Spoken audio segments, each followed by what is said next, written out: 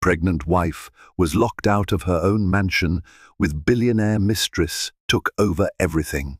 This is a story of secrets and betrayal, of love pushed to the very brink. Emily Stevenson, pregnant and hopeful for a bright future, came home one stormy evening only to find the gates of her own mansion locked against her. Through the iron bars, she could see another woman refined, confident, occupying the home Emily had built with her husband, Michael Bradford. In a whirlwind of suspicion and heartbreak, Emily discovered that her husband had welcomed a mistress into their sanctuary. Little did she know, the betrayal ran deeper than a simple affair. Prepare for revelations, tears, and the ultimate fight for justice.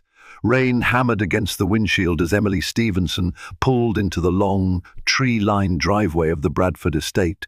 The headlights illuminated the wrought iron gates, glistening with droplets that refracted light like tiny diamonds. Normally, these gates would swing open at the press of a button, welcoming her into the sanctuary she shared with her husband, Michael. Today, however, they remained firmly shut. Puzzled, Emily reached for the gate opener clipped to her visor. She clicked the button once. Nothing happened. She tried again, still no response. The anxiety that had been stirring in the pit of her stomach all day began to churn. The trouble had started early that morning when she couldn't reach Michael by phone. His assistant, Josephine Mulligan, had mumbled something about an urgent business trip, then abruptly ended the call. Emily was 7 months pregnant, her ankles swollen, her back aching but more than physical discomfort. She felt an oppressive sense of unease. She pressed the gate opener again, but it refused to budge. The mansion lights were on. She could see them shining through the tall windows of the Georgian-style house. Shadows moved inside, indicating people were present. Was Michael throwing a party? And if so, why lock the gates? She lowered her window and tried the intercom. Static greeted her, no voice. She slammed the intercom button once more, her frustration escalating. The storm raged on, raindrops splashing onto her arm and soaking her sleeve. Lighting cracked in the distance. Moments later, a silhouette appeared on the mansion's porch. Through the dark, Emily recognized a woman's figure. She was slender, her posture assured, dressed in a silky robe that glowed in the lights. Emily's heart pounded. Who was this woman? Desperate for answers, Emily honked the horn. The woman cocked her head, as if considering whether to respond or not.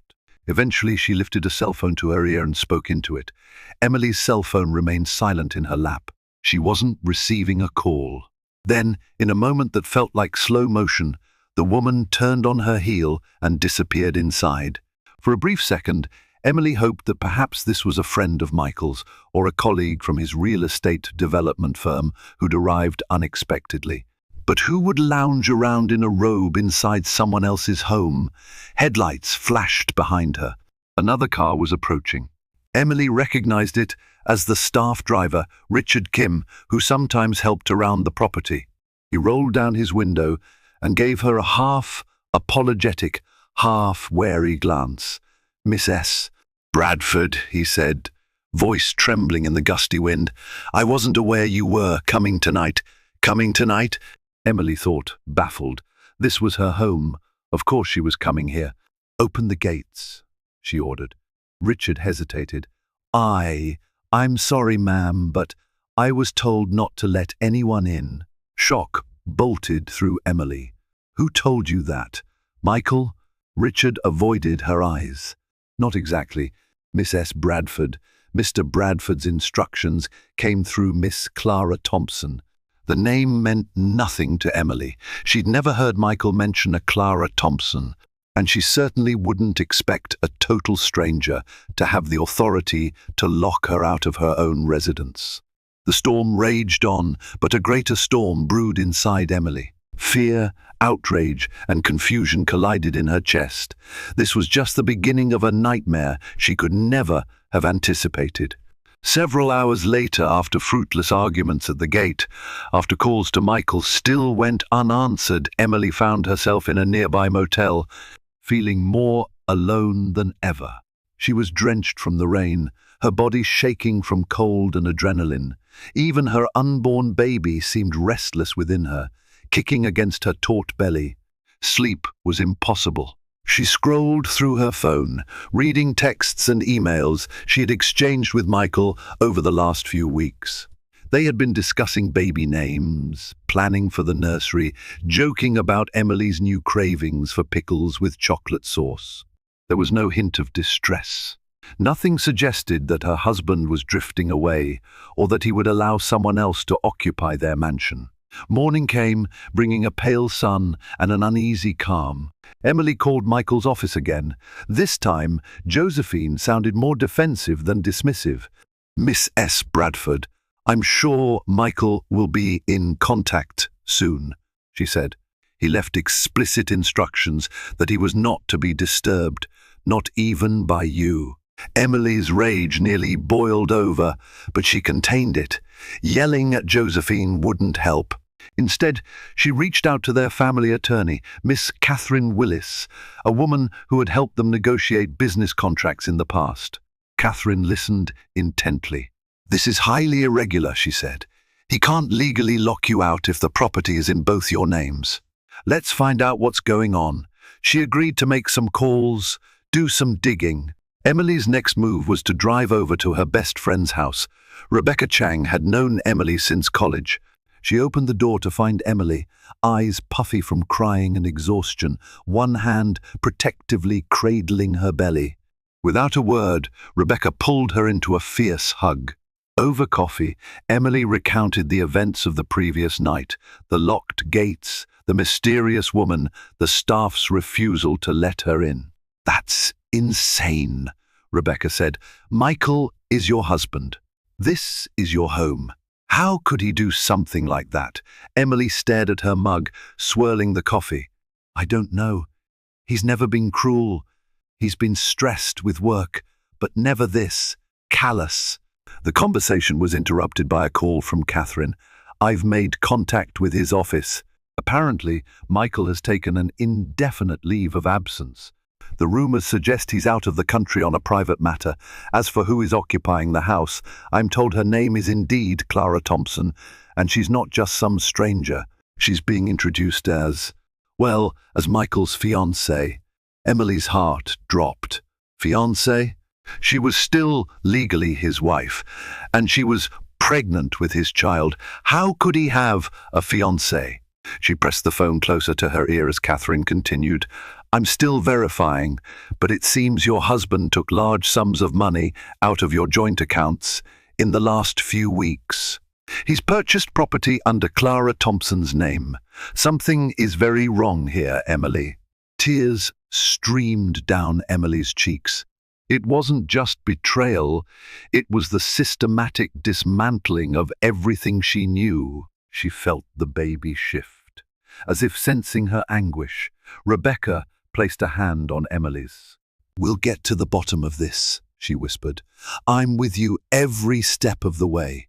In the days that followed, Emily learned that Clara Thompson was no fleeting fling. She had known Michael for at least a year, working closely with him on a new development project in Paris. According to business travel logs, staff members who once reported to Emily now answered to Clara. Calls to Michael went unanswered.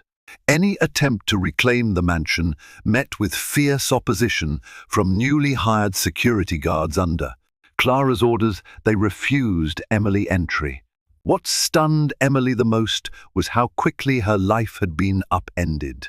In a matter of days, she went from a happily married, expectant mother to an outcast, locked out of her own home. And behind all of it was a woman she'd never even heard of until now. Just who was Clara Thompson, and why was Michael allowing her to do this?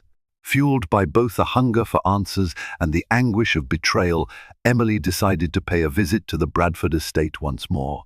This time, she brought the police. If Michael or Clara wanted to keep her out, they would have to explain themselves to law enforcement. However, the police informed her that because this was a civil matter involving property rights, there was little they could do without a court order. Emily produced documents showing that her name was on the house deed, but the responding officer merely shook his head. The occupant inside claims she has proof of ownership, that Mr. Bradford transferred his share to her recently. You'll need to resolve this in court. Shock replaced Emily's anger. How had the house deed been transferred? Legally, a spouse would need the other's consent if it was jointly owned, unless there were intricate legal loopholes or forged signatures. She felt ill at the possibility. "Ma'am, are you all right?"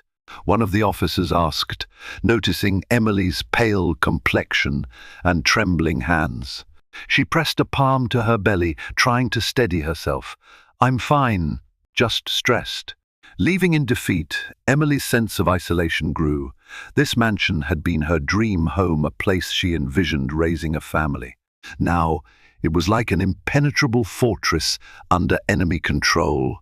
Clara was not only occupying it, but also entertaining guests, giving the staff new instructions, and stepping into Emily's life without remorse. Later that day, while at Rebecca's house, Emily's phone buzzed with a text from an unfamiliar number. "Stay away from Michael. You have no idea what you're up against. CT."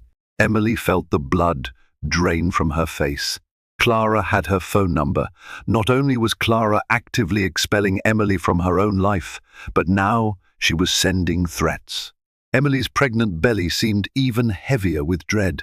She quickly blocked the number, but the damage was done. She realized she was dealing with a woman who didn't just want to steal her husband. She wanted to erase Emily altogether. As Emily scrambled to gather more evidence, she discovered a startling truth.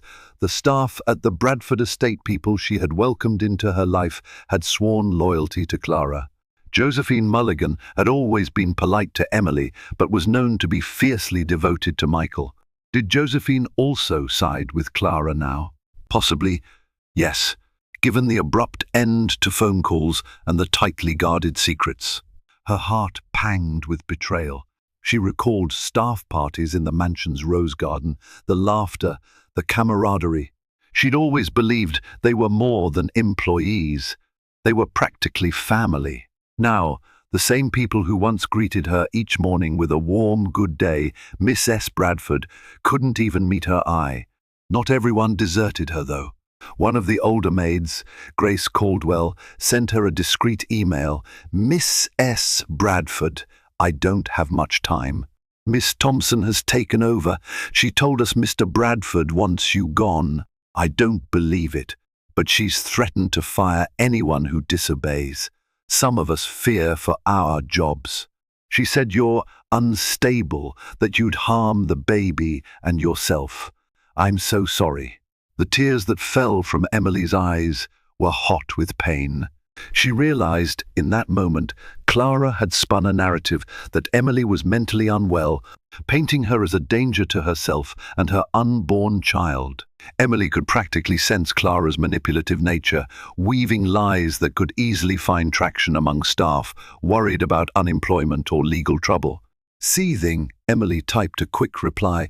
"Thank you, Grace. Your message means more than you know. Please stay safe." She pressed send, uncertain of what the future held, but resolute in her determination to expose Clara for the fraud she was. Desperate for answers, Emily embarked on a quest to find Michael Bradford. The notion that he could vanish without a word, especially with a child on the way, felt incomprehensible. If he was having an affair, why not confront Emily openly about a divorce? Why resort to such underhanded tactics? First, she checked the obvious: phone calls, text messages, emails. They all yielded the same dead end. Michael was unreachable. She started calling mutual friends, people they knew from their philanthropic circles, real estate conferences, even old college buddies who might have heard from him. Nobody had any information about his whereabouts. Some had also tried to reach Michael, only to be ignored. Emily's father, Harold Stevenson, was a retired lawyer in Charleston. Appalled by the news, he began making calls to his contacts. A few days later, he returned with a lead. A source at the airport says Michael boarded a private jet bound for Morocco 2 weeks ago. Return date unknown. Morocco? Emily tried to recall if Michael had ever discussed business there. She drew a blank. That same day, Catherine Willis dropped by with news of her own. I've confirmed that Michael purchased a property in Paris under Clara Thompson's name. The funds came from a shared account, but someone went to great lengths to hide this. The transaction was done through multiple shell companies. The revelations kept piling up, each more devastating than the last. Michael had stolen their marital assets to fund a luxurious life with Clara in Europe, and yet Clara was back at the mansion, enjoying Emily's rightful home. Where did that leave Emily and her unborn child? Fears began to creep in. Could Michael be in trouble? Was Clara blackmailing him? Or had he willingly orchestrated this betrayal? The possibilities were endless and exhausting. Adding to Emily's turmoil, her unborn baby's due date crept closer. She woke each morning feeling the weight of her situation, literally and emotionally. Yet, amid the heartbreak, Emily resolved not to succumb to despair. She sought out new ways to locate her husband, including hiring a private investigator named Robert Evans. He had a reputation for being discreet and tenacious, traits Emily desperately needed. Robert's strategy began with tracing financial transactions, credit card usage, wire transfers, real estate deeds. After weeks of meticulous searching, he found a clue: a real estate tax payment made on an apartment in Marrakech, Morocco. It was linked to an offshore account bearing Michael's signature. Emily's heart pounded when she heard the news. While on one hand, confirmation that Michael was likely in Morocco felt like a relief, it proved he was alive on the other. It was crushing proof he had deliberately abandoned her. "Do you want me to go further?" Robert asked, his face filled with empathy. "I can try to confirm that he's there physically, get photographic evidence, maybe even find out if he's with Miss Thompson. But that kind of operation won't be cheap." Emily hesitated. Money was growing tight. Her personal bank account was separate from the joint account, but she didn't have unlimited funds. Much of her financial security was tied to the business holdings she shared with Michael Holdings that might now be under Clara's influence. She nodded. "Yes, keep searching. I need to know the truth." She was determined to find a way to recover what was rightfully hers, not just for her own sake, but for the child she carried. Before the chaos and heartbreak, Emily and Michael had been a golden couple. They met at a gala event benefiting a local children's hospital. Emily had been representing her father's legal firm, while Michael was a rising star in real estate development. He was charming, confident, and surprisingly humble for a man with such aspirations. He offered Emily a glass of champagne, and they spent the night discussing everything from travel dreams to philanthropic visions. When they decided to marry 2 years later, the ceremony was held in a grand garden overlooking the sea in Cape Cod. Emily wore a lace gown that shimmered under the summer sun, and Michael couldn't take his eyes off her. Their honeymoon in Greece felt like something out of a romance novel. They talked about building a life together that would blend his business acumen with her legal background, forming an unstoppable partnership. For years, it was nearly perfect. They traveled widely, investing in properties around the globe. Michael was passionate about architecture. Emily was enthralled by the artistry of old buildings. Together, they restored a crumbling chateau in the French countryside, which later became an exclusive boutique hotel. It was during those days in France that Emily first heard the name Clara Thompson. Michael described her as a talented architect from London who was interested in partnering with them. Emily never imagined that name would one day be synonymous with betrayal and heartbreak.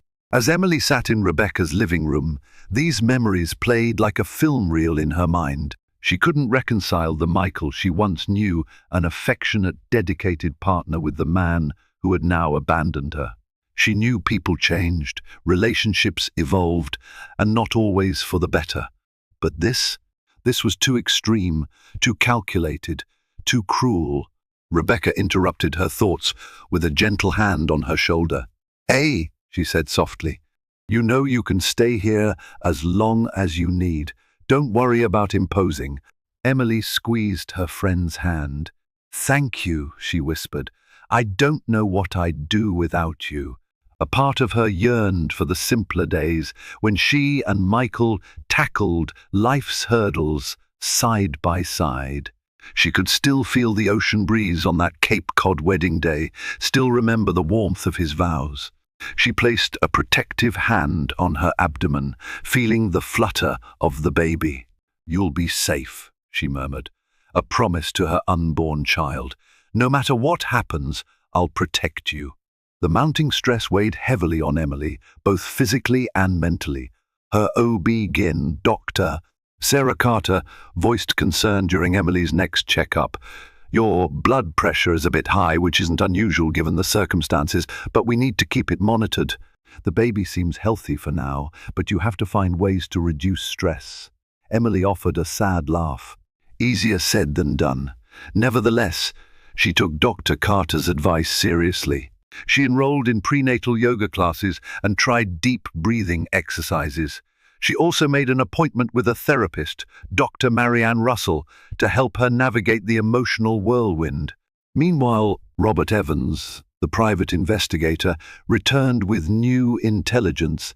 Michael had been sighted in Marrakesh with a group of businessmen, but there was no sign of Clara Thompson at his side. Robert even managed to snap a grainy photograph of Michael stepping into a Range Rover. He looked thinner, more on edge. Emily stared at the photo for a long time. Maybe Michael was in trouble. Maybe he wasn't the mastermind behind these twisted events. Perhaps Clara had manipulated or threatened him. Hope flickered, but she quickly doused it. The facts remained. Clara was at the mansion, and Michael hadn't spoken a word to Emily in weeks. Catherine Willis had better news on the legal front. "We filed a motion to retake possession of the property. We're arguing that Clara Thompson's claim is illegitimate. The hearing is in 3 weeks. If we can present evidence of the original deed and highlight any forgery, we should have a strong case." 3 weeks. Emily closed her eyes, relief mingling with apprehension. She would be nearly 8 months pregnant by then. The stress of a court battle wouldn't be easy on her health. But she had no choice. This was her life, her child's future. She needed to stand her ground.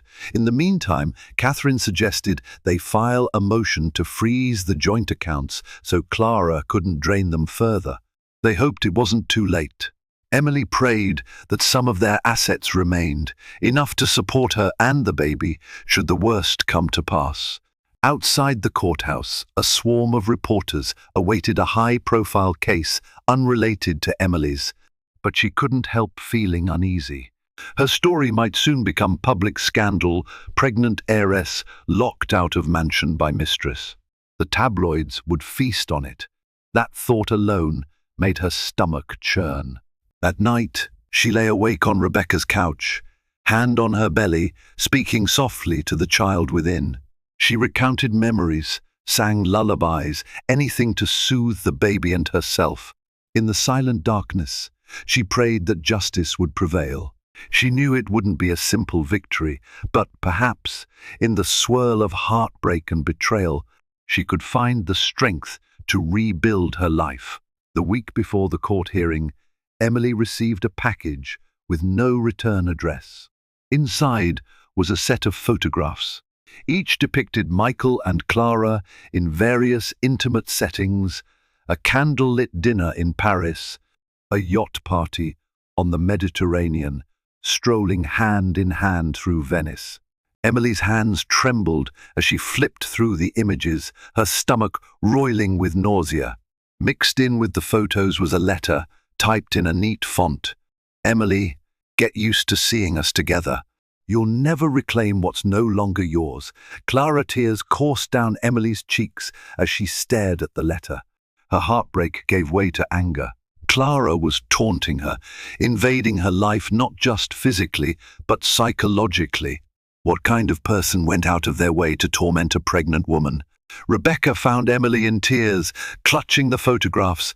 Wordlessly, she gathered the evidence to pass along to Catherine.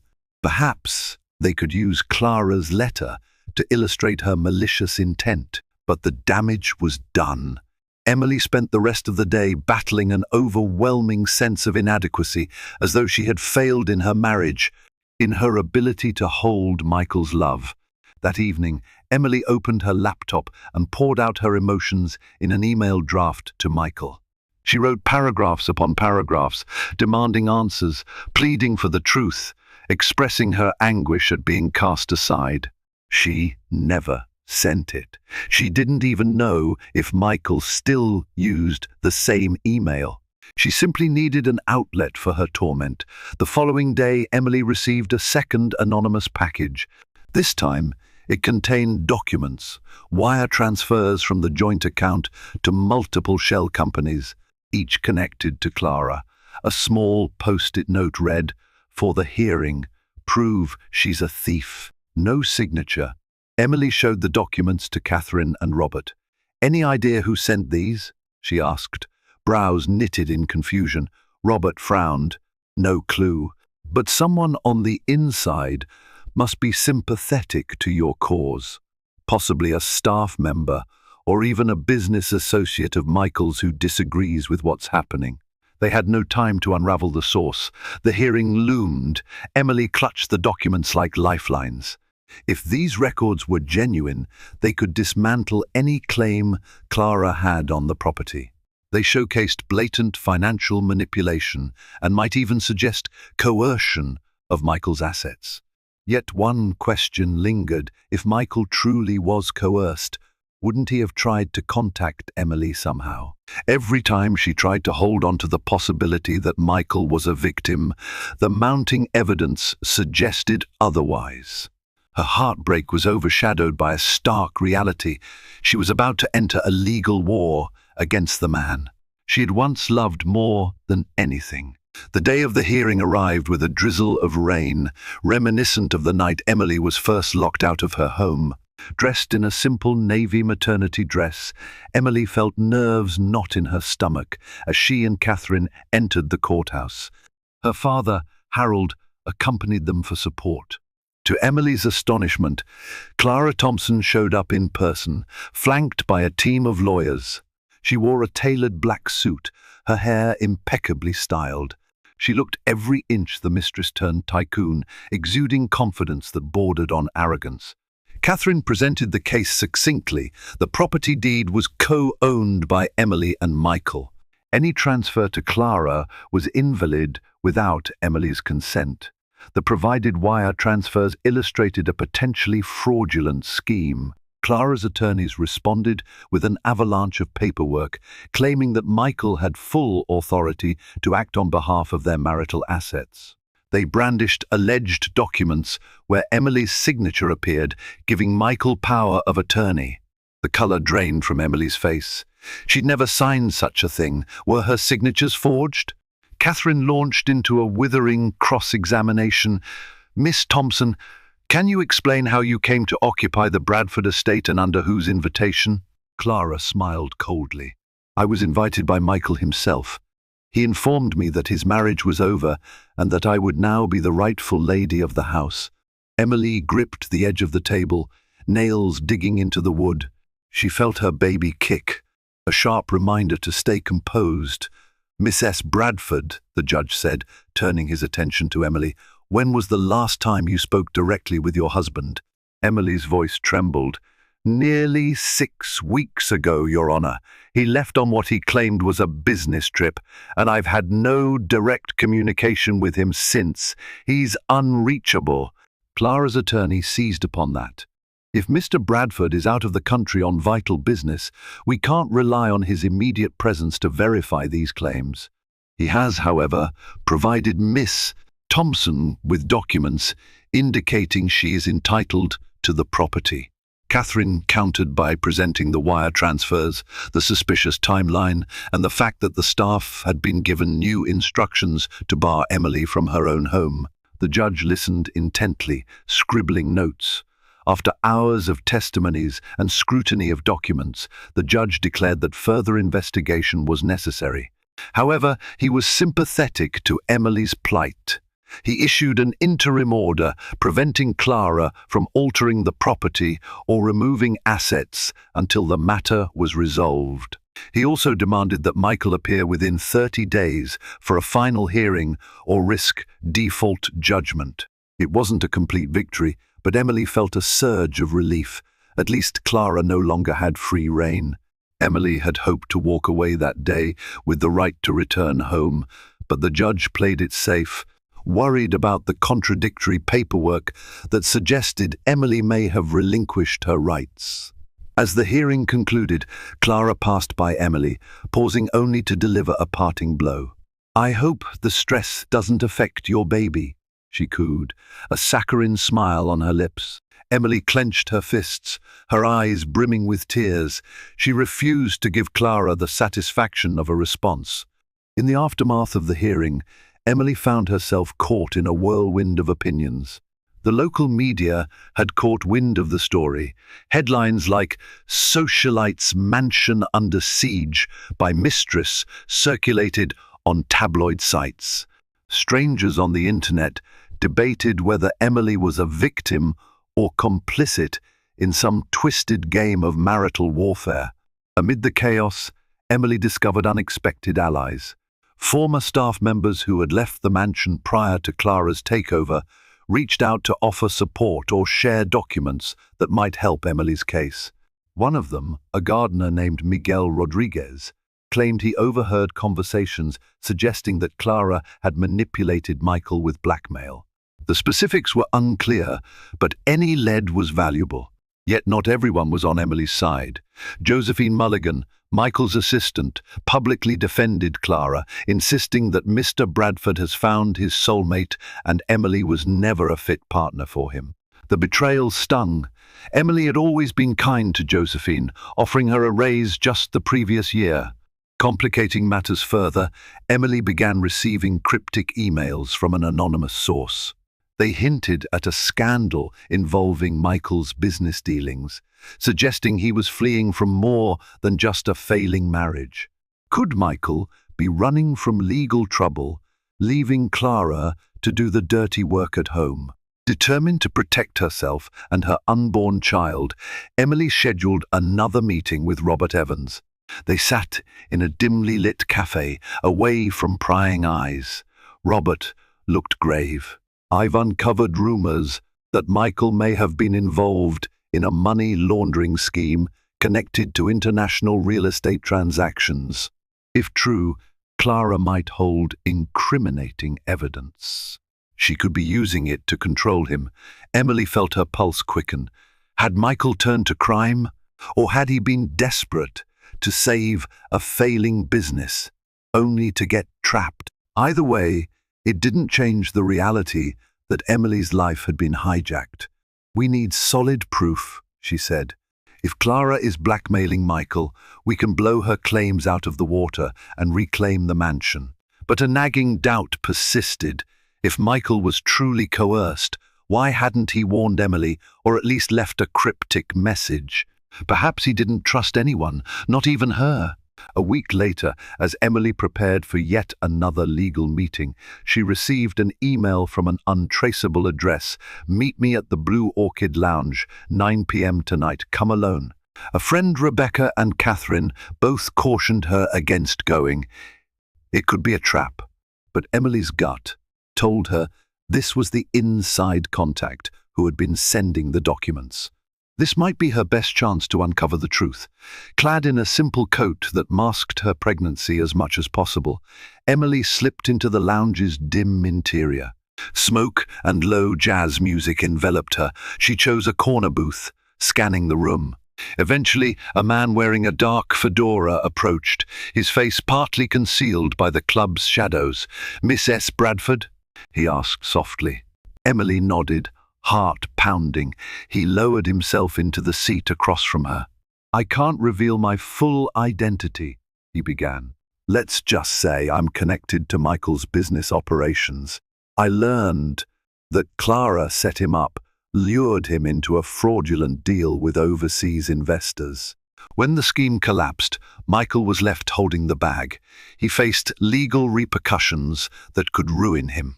Clara offered a way out. She'd handle the fallout if he agreed to sign over assets to her. He refused at first, but she threatened to destroy him completely, claiming he'd go to prison and lose everything. Emily's throat tightened. "So he did it to protect himself from prosecution?" The man paused. "Yes, and possibly to protect you as well.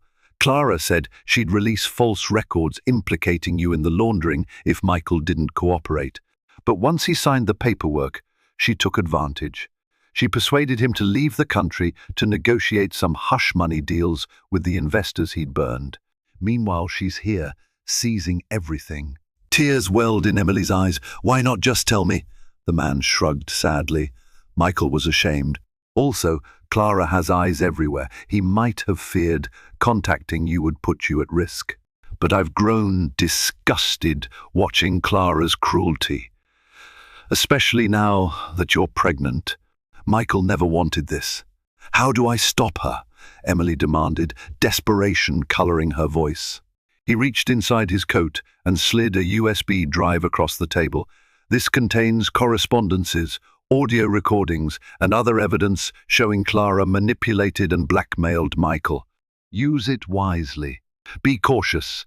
Clara has powerful friends. She won't go down without a fight." Emily's fingers closed around the USB. "Thank you," she whispered, tears threatening to spill. He stood to leave. "You're welcome. Good luck, Mrs. Bradford. Expose her, and maybe you'll save Michael from himself." Early the next morning, Emily rushed the USB drive to Catherine's office. The lawyer's eyes widened as she examined the trove of files, emails detailing how Clara coerced Michael into illegal transactions, voice memos where Michael admitted he felt trapped, even a video snippet showing Clara dictating terms to Michael. "This changes everything," Catherine breathed, her excitement barely contained. "We can request an emergency hearing, present this evidence, and overturn any claim Clara has to your property or assets. We can also force Michael to come forward." Emily felt a flutter of hope.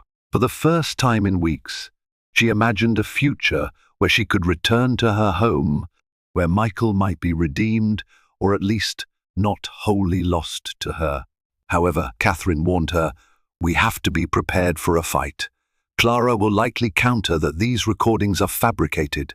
We'll need a digital forensics expert to verify their authenticity. And once she learns we have this, she may retaliate viciously."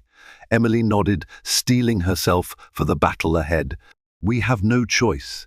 They filed the motion, requesting an expedited court date.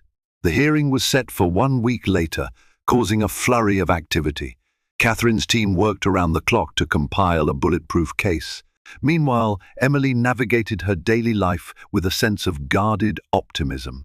She even felt confident enough to shop for a few baby items, small tokens of normalcy amidst the chaos.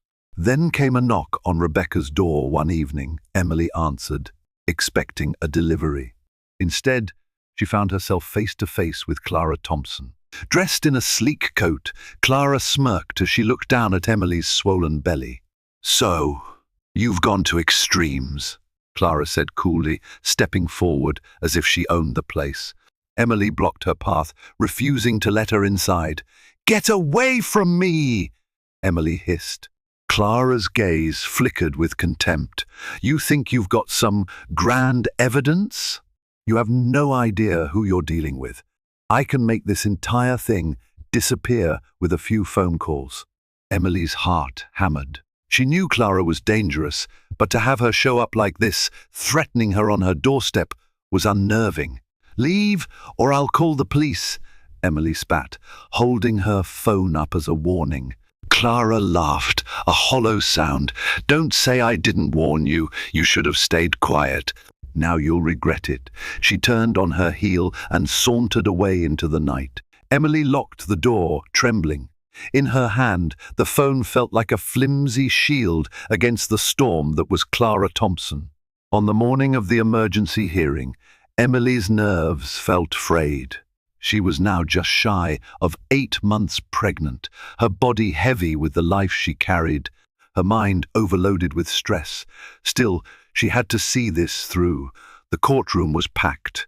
Reporters, curious onlookers, and even some of Michael's business associates filled the benches.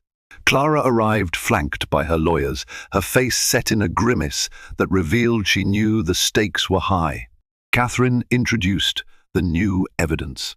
Digital forensic specialists testified that the audio recordings and emails were authentic. The court heard Michael's voice, laced with desperation as he spoke about being blackmailed, about protecting Emily from this mess. A hush fell over the courtroom as the weight of betrayal and manipulation became palpable. Clara's attorneys tried to discredit the evidence, questioning the chain of custody. But Catherine countered effectively, demonstrating that the files came from a credible inside source. Emily, watching from her seat, felt her spirits lift. Then Clara took the stand. She painted herself as the true victim, insisting that Michael had lied to her about his marital status and forced her to sign documents she barely understood. But the judge wasn't convinced. The voice recordings were clear. She had threatened Michael, cornering him into compliance. Emails with her digital signature further implicated her in orchestrating the scheme. Finally, the judge announced his decision. He found compelling evidence that Clara Thompson had engaged in fraud, blackmail, and illegal transfer of marital property. He declared that Emily and Michael remained the rightful owners of the mansion and that Clara was to vacate immediately. Furthermore, the judge issued a warrant for Michael's appearance in court to address his involvement in the overseas transactions. Relief washed over Emily in waves. She fought back tears. Clara stood stone-faced, her carefully constructed facade cracking. For a moment, their eyes met. Emily expected to see anger or sorrow, but all she saw was cold, unbridled hatred. As the bailiffs moved to escort Clara out, she pointed a manicured finger at Emily. "This isn't over," she snarled. "Michael will pay. And so will you." In the days following the successful hearing, Emily returned to the Bradford estate. The gates, finally open, felt like they belonged to her once again. She walked through the grand foyer, noticing a layer of dust from weeks of neglect. Yet the sense of homecoming was overwhelming. She placed a hand on her belly. "We're back," she whispered to her baby, tears of joy sliding down her face. Some of the old staff members had been laid off or replaced during Clara's takeover, but Grace Caldwell remained. She greeted Emily with a relieved smile. "Welcome home, Mrs. Bradford," she said, voice quavering with emotion. Several other loyal employees also returned, helping to restore the mansion to order. Still, Michael was nowhere to be found. Emily worried about his safety. Through Catherine, she learned that Michael's attorneys in Morocco were negotiating some form of plea deal. The blackmail might have compelled him to commit crimes, but he wasn't entirely innocent. He could face hefty fines or even jail time, depending on the outcome, days stretched into weeks. Emily found herself preparing for the baby's arrival with a mixture of excitement and sadness. She set up the nursery in soft pastel colors, ignoring the pang in her heart that Michael wasn't there to help. She tried calling his old number, emailing him, even sending a letter through a courier to the Marrakesh address uncovered by Robert Evans. No response. One afternoon, a battered envelope arrived at the mansion, addressed to Emily. Inside was a single sheet of paper with a handwritten message. "Emily, I'm sorry for everything. I wanted to protect you, but in the end, I caused you immeasurable pain. Clara threatened to destroy us both, but I should have trusted you. I'm ready to face the consequences, and atone for what I've done. I still love you. Take care of our child. Michael, she read it 3 times, tears forming anew. The letter offered both solace and heartbreak. He was alive, aware of his wrongdoing, and prepared to face the repercussions. She hoped it wasn't too late for him to rebuild some semblance of a life, whether with or without her. 2 weeks later, Michael appeared at the estate without warning. It was dusk when Emily heard the front doors open. She walked into the foyer to find him standing there, looking disheveled and gaunt. Dark circles ringed his eyes, and his once impeccable suits were replaced by wrinkled attire. "Emily," he said, voice breaking. She opened her mouth to speak, but found she had no words. Her emotions were a tumult of anger, relief, sorrow, and love. Finally, she managed a single question: why? Michael exhaled, tears glistening. "I was stupid, greedy. I got involved in deals I didn't fully understand. When things went south, Clara, she had evidence that could ruin me. I thought, if I kept you out of it, you'd be safe. She convinced me to lock you out, to sign over properties, telling me it was the only way to protect you and the baby from the fallout." Emily shook her head, tears streaming down her cheeks. "You betrayed me. You let her take everything. I was forced to fight for our home, for our future." "I know," he whispered, voice choked. "Every day I was away, I hated myself. But I was trapped." She had powerful connections. "Even now, I'm not sure how I managed to slip away to come here." She studied him, weighing the sincerity in his gaze. She could see the torment etched into his face. Slowly, she nodded. "The court found her out. She's been charged. Your dealings, you might still face consequences. The judge wants you to appear in court." Michael nodded solemnly. "I will. I'm ready." Standing there, they both realized that even though the immediate crisis was over, Clara had been exposed. A long road of healing lay ahead. Emily placed a protective hand on her belly. "I'm due soon," she said softly. Michael's eyes flickered with longing and regret. "Can I be there for you?" She hesitated, tears slipping down her face. "I don't have all the answers," she admitted. "But you're the baby's father. I won't deny you that." He stepped forward hesitantly. He gently placed his hand on her abdomen, feeling the baby's kick. For a moment, the mansion was silent, the storm of recent weeks giving way to a fragile peace. A month later, Emily gave birth to a healthy baby girl, named Sophia Grace Bradford. She was born in the very mansion that Emily had once been locked out of. Michael, true to his word, was there, holding Emily's hand. Despite the emotional wounds between them, the moment Sophia entered the world was tinged with hope. Clara Thompson faced multiple criminal charges, and the court froze her assets. She raged publicly, blaming Michael and Emily for conspiring against her, but no one believed her lies anymore. The story of her scheming takeover attempt made headlines for weeks, though eventually the media moved on. Michael cooperated with authorities investigating the money laundering and fraudulent deals. He struck a plea bargain, agreeing to pay substantial restitution. He would forever bear the burden of regret and the stain on his professional reputation, but it was a necessary step toward redemption. As for Emily, rebuilding her life was no simple task. The emotional scars were profound. Therapy sessions with Dr. Marianne Russell continued, helping her navigate the tangled web of love and betrayal. Though she allowed Michael to be present in their daughter's life, she was still uncertain about the future of their marriage. Gradually, Michael proved himself.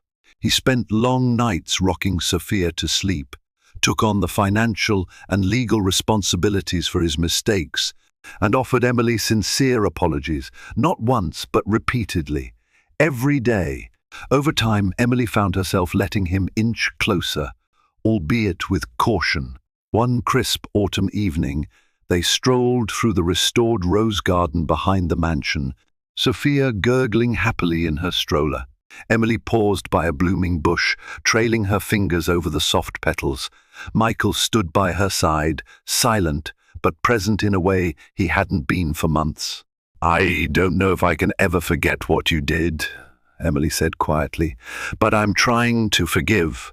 Michael placed a hand gently over hers. "I understand. I'll spend the rest of my life trying to make it up to you and to our daughter." They continued walking, the future uncertain yet full of possibilities. The darkest chapters were behind them, and while the scars remained, they also served as a testament to Emily's resilience and unwavering love for her child, for the life she had built, and perhaps, someday, for Michael once more. Thank you for accompanying Emily on her emotional journey from the anguish of being locked out of her own mansion to the triumph of reclaiming her home, her dignity, and the future of her child. This rollercoaster tale reminds us that even in the darkest hours, courage and determination can break through the grip of deceit. In the end, the storm clouds parted, paving the way for redemption, renewal, and cautious hope. If you found this story gripping, moving, or inspiring, please take a moment to support this channel. Hit that like button to let us know you enjoyed it. Don't forget to share with friends who love real-life drama and powerful redemption arcs. And, most importantly, be sure to subscribe for more incredible stories of survival, resilience, and the extraordinary power of the human spirit. Your support keeps these stories alive. Thank you,